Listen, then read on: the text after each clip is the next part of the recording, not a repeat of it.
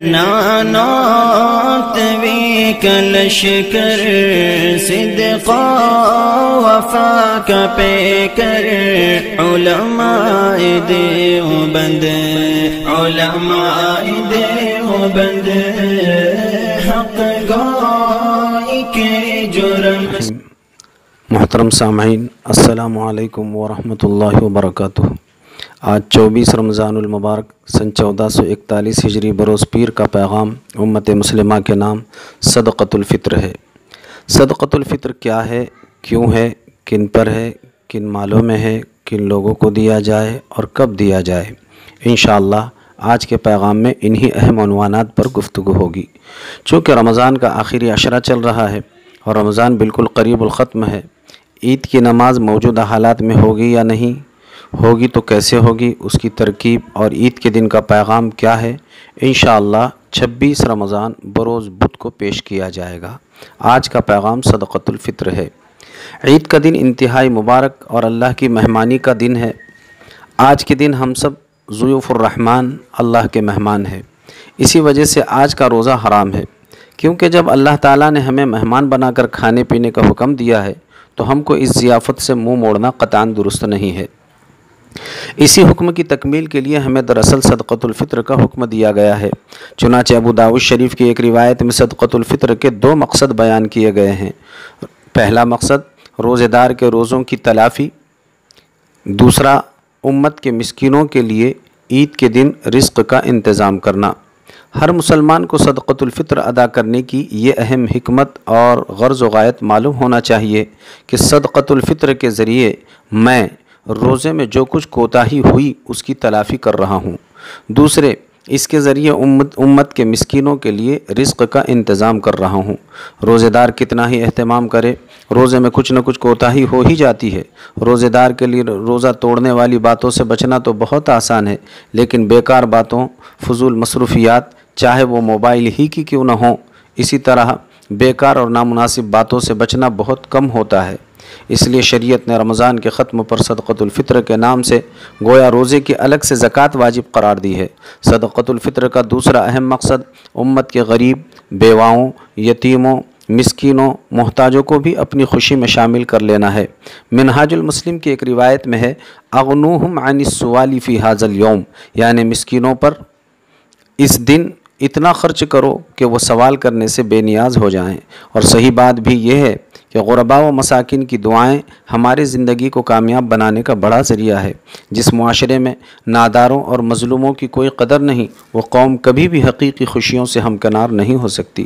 اسلام نے انہی خطرات پر نظر کرتے ہوئے ہم پر صدقۃ الفطر واجب قرار دیا ہے، تاکہ ہم ہماری اس اہم خوشی کے موقع پر غرباء و مساکین، نادار و مجبور، یتیم و بیواؤں اور سماج کے کچلے ہوئے ستم رسیدہ طبقے کا خاص طور پر خیال رکھ سکیں۔ بہرحال زکوٰۃ کی طرح صدقۃ الفطر بھی ہر ایسے مسلمان مرد و عورت پر واجب ہے جس کے پاس عید کے دن نصاب کے بقدر مال موجود ہو۔ لہٰذا جس شخص کے پاس 52.5 تولہ چاندی ہو یا ضرورت سے زائد اتنے روپیے موجود ہو جن سے 52.5 تولہ چاندی خریدی جا سکتی ہو، اس پر صدقۃ الفطر واجب ہے۔ اس پر سال گزرنا بھی ضروری نہیں ہے، بلکہ ایک حدیث میں وارد ہے کہ مالدار بھی صدقہ فطر ادا کرے اور فقیر بھی، تو اللہ تعالیٰ اس مالدار کو تو صدقہ فطر کی وجہ سے پاکیزہ بنا دیتا ہے، اور فقیر جو مالک نصاب نہ ہو کو اس سے زیادہ عنایت فرماتا ہے جتنا اس نے صدقہ فطر کے طور پر صدقہ فطر دیا۔ اس لیے بہتر ہے سبھی لوگ صدقہ دینے کا اہتمام کریں تاکہ اس حدیث کے مصداق بن سکے۔ بہرحال خاص طور پر صاحب نصاب مسلمانوں پر لازم ہے کہ وہ صدقہ فطر بر وقت ادا کرے۔ حدیث سے یہ بات بھی ثابت ہے کہ نماز عید سے پہلے صدقہ کرنے کا ثواب زیادہ ہے۔ ابو داؤد کی ایک روایت میں ہے کہ حضرت عبداللہ ابن عمر رضی اللہ تعالیٰ عنہما عید سے 2-3 دن پہلے ہی صدقۃ الفطر ادا کر دیا کرتے تھے تاکہ مستحق حضرات پہلے ہی سے عید کی تیاری کر سکے۔ بہت سے لوگ روزہ نہیں رکھتے یا بعض لوگ مرض وغیرہ کی وجہ سے روزہ نہ رکھ سکے، تب بھی اگر وہ عید الفطر کی صبح صادق کے وقت صاحب نصاب ہو تو ان پر صدقۃ الفطر واجب ہے۔ وہ مسافر جو جہاں ہے وہیں اگر وہ مالک نصاب ہے تو اس پر بھی صدقۃ الفطر واجب ہے۔ نابالغ اولاد کی طرف ان کے باپ پر صدقہ فطر نکالنا واجب नाबालिग औलाद की तरफ से उनके बाप पर सदक़तुल फ़ित्र निकालना वाजिब है। अलबत्ता आक़िल बालिग औलाद की तरफ से बाप पर सदक़े फ़ित्र वाजिब नहीं, लेकिन अगर वह औलाद बाप ही के साथ रहती हो और बाप उनकी तरफ से भी अदा कर दे तो दुरुस्त है। बीवी का सदक़े फ़ित्र भी ख़ुद बीवी पर वाजिब है, लेकिन शोहर उसकी तरफ से अदा कर दे तो अदा हो जाएगा। मरहूमीन के लिए ईसाल सवाब होता है, उन पर सदक़े फ़ित्र नहीं है। सदक़तुल फ़ित्र पूरे रमज़ान के महीने में कभी भी अदा किया जा सकता है। अलबत्ता इसका मुस्तहब वक्त ईद उल फ़ित्र के दिन ईदगाह जाने से पहले है, लेकिन अगर किसी ने ईदगाह जाने से पहले अदा नहीं किया तो ये वजूब साक़ित नहीं होगा, उसको अदा करना ही होगा। सदक़े फ़ित्र की मिक़दार 1 सा खजूर और किशमिश या जौ है, या निसफ़ सा गेहूँ या इसका आटा है। निसफ़ सा की मिक़दार 1 किलो 574 ग्राम 640 मिलीग्राम होती है। आप गेहूं के ज़रिए सदक़तुल फ़ित्र अदा करना चाहे तो 1.25 किलो गेहूं भी फ़ी आदमी दे सकते हैं। आजकल 1.25 किलो गेहूं की कीमत बहुत कम बैठती है, इसलिए बेहतर है आम लोग तो इसी मिक़दार से दें। बाकी बड़े मालदार लोगों के लिए ये मशवरा दिया जाता है कि वो ज़्यादा सवाब हासिल करने के लिए निसफ़ सेर गेहूँ या उसकी कीमत के बजाय 3 सेर 1 सा जिसकी मिक़दार 3 किलो 150 ग्राम होती है, लिहाजा 3 किलो 150 ग्राम खजूर या किशमिश दें। बल्कि 3 किलो 150 ग्राम खजूर या किशमिश की कीमत अदा करने में उनको सवाब ज़्यादा मिलेगा और गरीबों का ज़्यादा फ़ायदा होगा। बल्कि हज़रत अली रज़ी अल्लाह ताला अन्हु ने जब बसरा में लोगों को उसात देखी तो फरमाया, अल्लाह ताला ने तुम्हारे लिए उसात फरमाई, इसलिए अगर तुम सदक़े फ़ित्र हर चीज़ का 1 सा यानी 3 किलो 150 ग्राम के हिसाब से निकालो तो ये ज़्यादा बेहतर है। साहिब बज़लुल मजहूद फरमाते हैं, इससे मालूम हुआ मालदार साहिब उसात लोगों के लिए इजाफ़े के साथ सदक़े फ़ित्र निकालना चाहिए।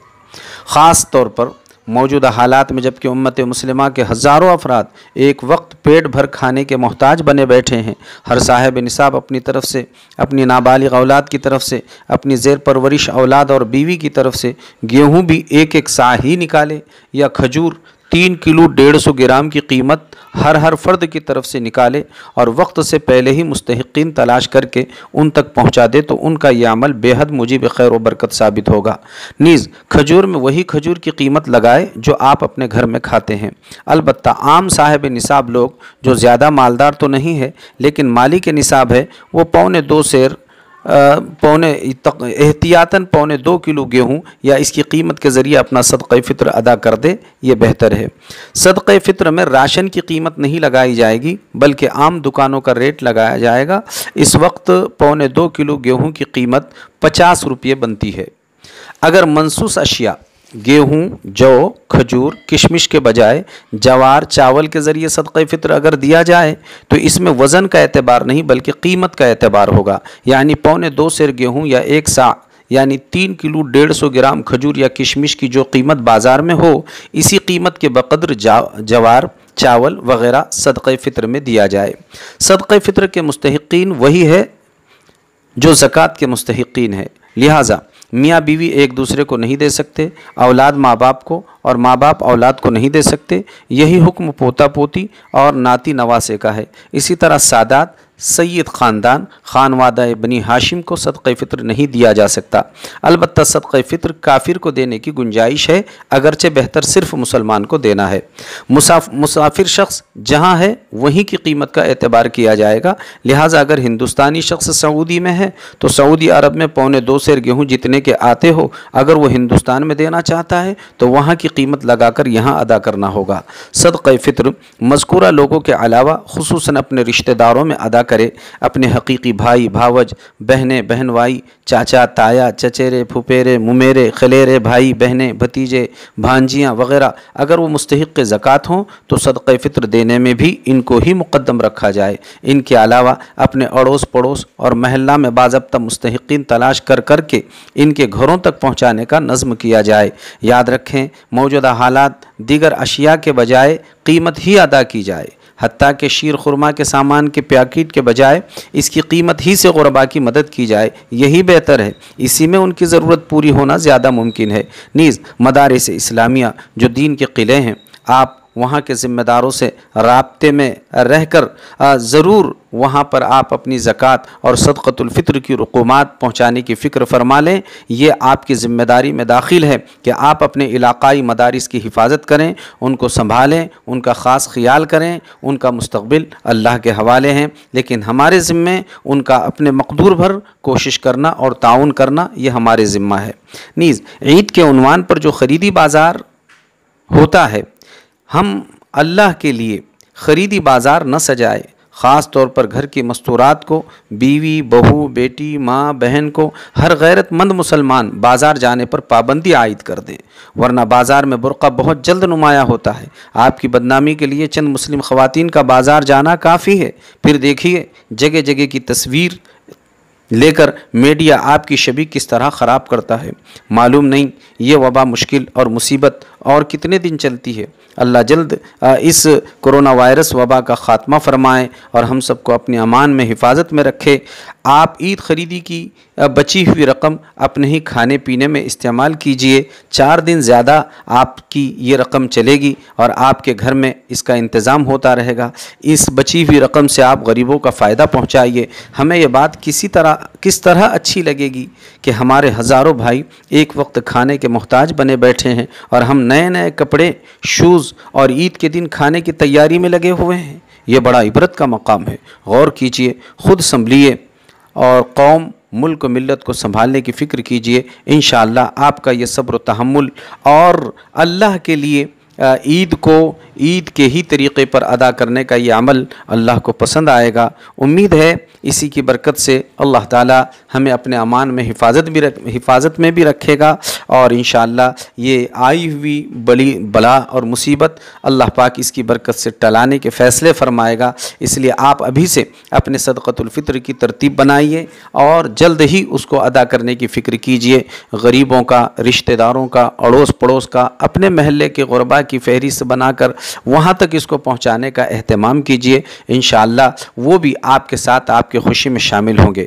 یاد رہے اس بات کو سمجھنا بہت ضروری ہے، ایک ہے غم منانا اور ایک ہے عید کو آپ سنت اور شریعت کے دائرے میں ادا کرنا۔ ہم جو سادے انداز میں عید منانے کو کہہ رہے ہیں، اس سے قطعاً یہ مراد نہیں ہے کہ غم منایا جائے۔ غم منانا جائز نہیں ہے، بلکہ دراصل بات یہ ہے کہ ہم اگر ہزاروں کا ساتھ نہیں دے سکتے تو ہزاروں کی طرح بن کے بتا سکتے ہیں کہ ہم بھی تمہارے ساتھ تمہارے جیسے بنے ہوئے ہیں اور سادگی والے انداز میں ہم بھی رہ رہے ہیں۔ لہٰذا سادگی اختیار کرنا مطلوب و مقصود ہے، غم منانا مطلوب مقصود نہیں ہے۔